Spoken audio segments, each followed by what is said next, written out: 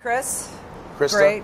Nice to see you. Thank you for coming. I love meeting Anna Faris's husband. That's a special treat for me. I love her. Your wife has graced the pages of Vanity Fair a few times. I'm a big fan of hers. This movie's terrific. You have a great part playing a catcher, right, who's kind of been not washed up, but your best days are in theory behind you. Yeah, I mean, injury. And there's an injury that ended Scott Hatteberg's career. He thought it was a career-ending injury. No one wanted to extend his contract. You know, the deadline came and no one called, and he was dealing with the reality that I have to find something else to do. I'm no longer a baseball player. And I mean, baseball players are baseball players, and they have been since they were kids. So this is a guy who was an exceptional athlete his whole life and made it into the big leagues and then had this injury, and now his career is over. He's reevaluating everything about his life, and he's desperate and sort of feels like he doesn't have any value anymore. And so, he thought his career was over. And then because Billy Beane decided to go on this crazy journey of finding value in people that no one else would take a chance on, he's given a second chance.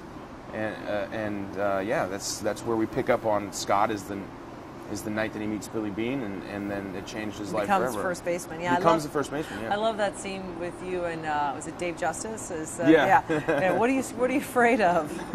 Yeah, right. Yeah, Terrified that the ball's going to come my way. Yeah, I know. Seriously, what are you afraid of? Yeah. It's such a great moment. Thanks, yeah. Did you fight hard for this part? Yeah.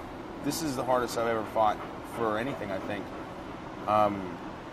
I auditioned. It was about a 4-month process. It started with me auditioning for it, and then not getting the role.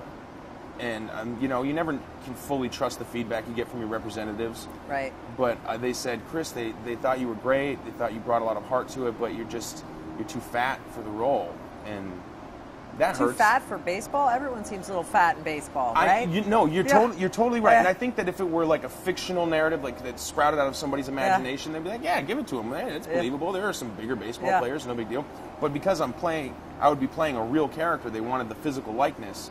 Right. And he's not a huge lumbering guy. He's about probably 5'11", 190 pounds, and I think, and so he's like a medium-sized baseball player, and they needed to be able to fudge that. And with me being 265 or 270 pounds, like I was at the time, it just didn't work.